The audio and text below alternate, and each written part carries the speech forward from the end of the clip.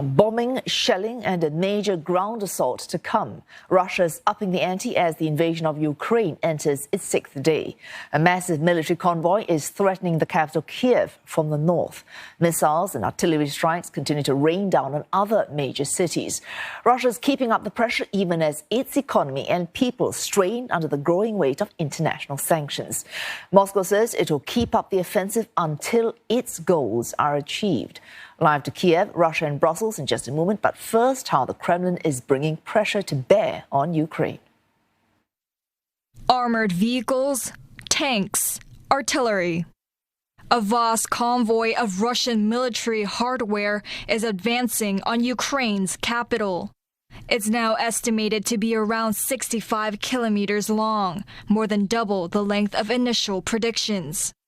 The column has already reached the outskirts of Kyiv. It could prove the tipping point for the city's defenses. U.S. officials warning the sheer numbers could overcome Ukrainian resistance. Defensive lines in some areas are already buckling. Russian troops have been spotted in Kherson, where Ukrainian forces have been holding out for days.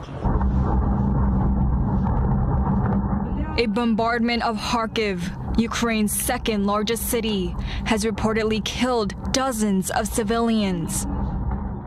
A military base in neighboring Oktka has also come under heavy shelling, with local officials reporting the deaths of some 70 Ukrainian soldiers. Ukraine says Russia has launched close to 60 rocket strikes and fired over 100 cruise missiles since the invasion was launched. It's urging the West to consider imposing a no-fly zone. Зло, озброєне ракетами, бомбами, артилерією треба зупинити негайно. Знищити економічно, показати, що людяність уміє себе захищати. Я вважаю, що треба розглядати повне закриття неба для російських ракет, літаків, гвинтокрилів. Kyiv has accused Russia of committing war crimes as Moscow ups the ante. It says the Kremlin has launched cluster munitions and even a vacuum bomb, which sucks in oxygen from the surrounding air to generate a high-temperature explosion. They are shooting us with missiles, ballistic missiles. They use the vacuum bomb today, which is actually prohibited by Geneva Convention. So, the devastation that Russia is trying to inflict on Ukraine is large, but we Ukrainians will resist. Yeah. Meanwhile, people across the world are answering Ukraine's call for foreign volunteers to fight Russia's invasion. They look like they need help. We're young, strong, fit men. We can help, so why not? I feel like I can do something, as whatever that might be, whether it be participating in combat or helping in support. President Volodymyr Zelensky has reportedly signed a decree allowing visa-free entry for foreign volunteer fighters from today. This, though, will not apply to Russian citizens.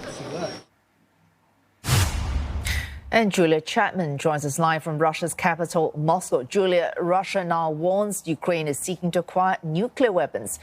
Is Moscow walking back on its initial justification for the assault? At that point, it was denazification.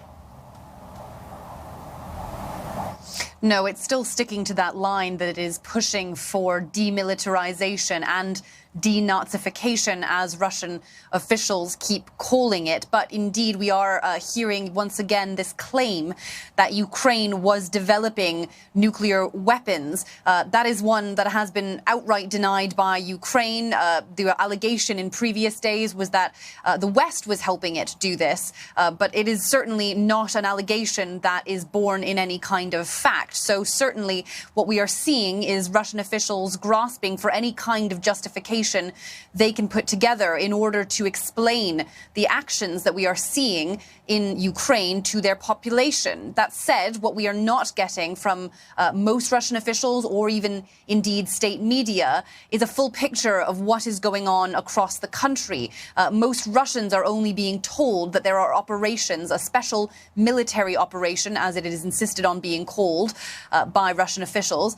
They are being told that's only happening in the Donbas region of eastern Ukraine. State TV is not reporting the full picture of the extent of the activity that the military is carrying out. Of course, we are hearing about attacks on civilian areas in Kyiv, the convoy that is possibly coming towards Kyiv as we speak, and a number of other attacks on different parts of Ukraine. But that has not really been trickling down to the general population. But this is the line that we are hearing as an explanation from the Russian government.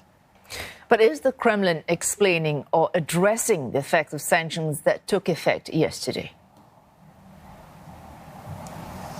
No, the Kremlin has said that although there will be some short-term pain from the sanctions that we have seen introduced already and any more that might be coming, but they say that that can be overcome. Russia has now set up a sanctions task force, creating a number of counter-sanctions that are already coming into effect. Certainly, there will be enormous impact on the Russian population from all of these measures that are being taken. We've seen some of that already. The ruble has collapsed to its lowest point against the dollar in history. It has recovered ever so slightly today. But undoubtedly, many Russians are worried that they are losing their savings, that their money is not worth what it once was. Interest rates, of course, have doubled, more than doubled yesterday. And that is going to put a huge amount of pressure on Russians paying their mortgages, among others. So certainly there is going to be a lot of economic pain. But the Kremlin spokesperson Dmitry Peskov today saying that sanctions will not cause Russia to change its position on Ukraine. And Julia Chapman, thanks for that in Moscow. Joseph Edelman joins us live now from the capital, Kyiv. Joseph, a massive convoy of military vehicles is headed for the capital. Have you seen anything to indicate Russian troops are closing in?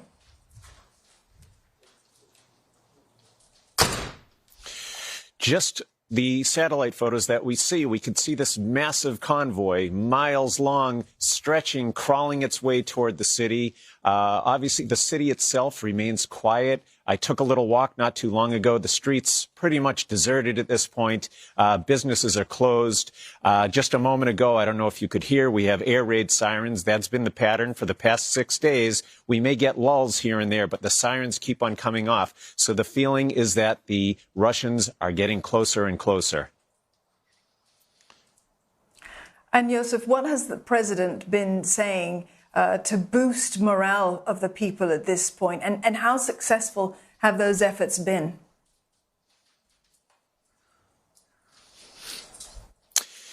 Yes, the president has done a good job at maintaining a public presence. He puts out videotape statements pretty much every day. He remains defiant.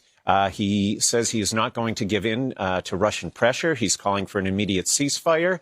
And you can feel it filtering down to the people. What you've seen is a very strong performance by Ukrainian troops at cities across the country, although the fighting hasn't reached the capital yet.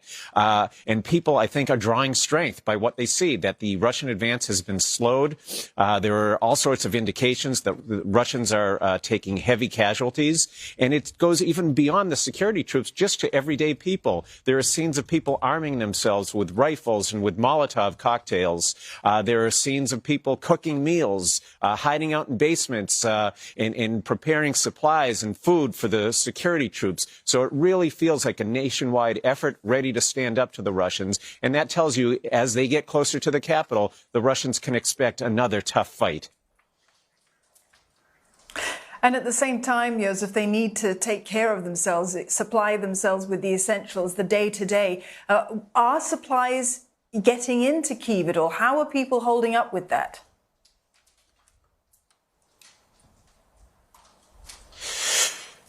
All indications are that there are no major shortages yet. We have not seen any scenes of looting or panic or anything like that. But that said, we went out yesterday in the streets. Very few businesses are open. It's hard to find an open supermarket. And when you do find one, there are very long lines. So people are hoarding.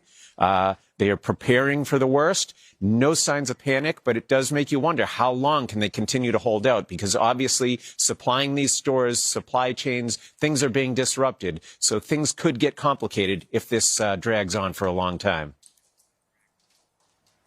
Yosef, thank you for that update. Yosef Federman there in Kyiv.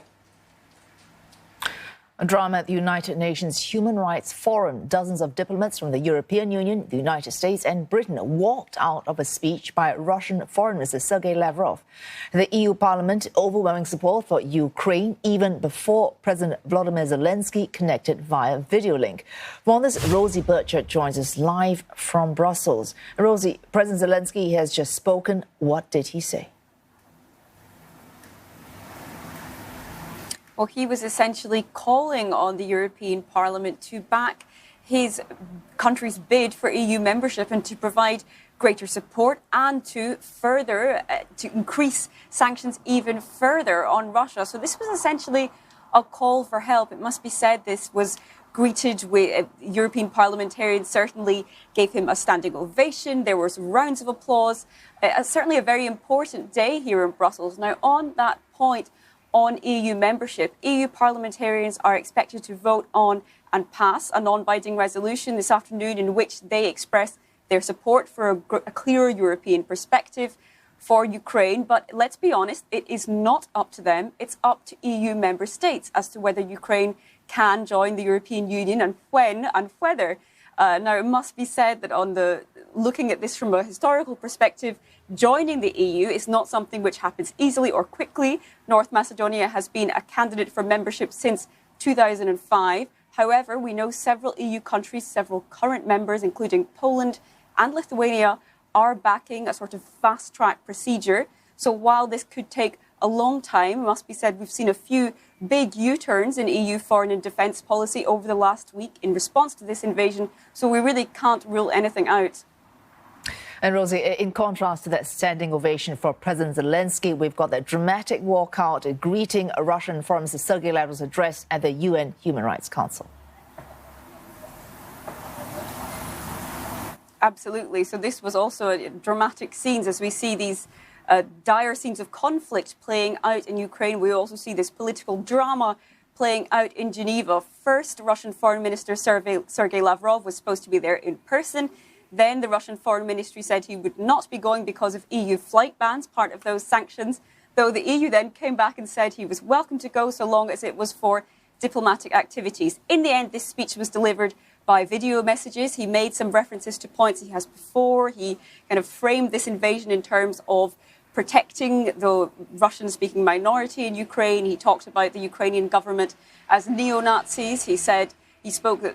Made references to genocide, and that's something the EU would certainly say is, in fact, disinformation. Now, as you mentioned, several diplomats walked out in protest to this as a sort of boycott, so definitely dramatic scenes there in Geneva and a strong rejection of this message from the Russian foreign minister. And thanks for that, Rosie. Rosie Burchard speaking to us there from Brussels.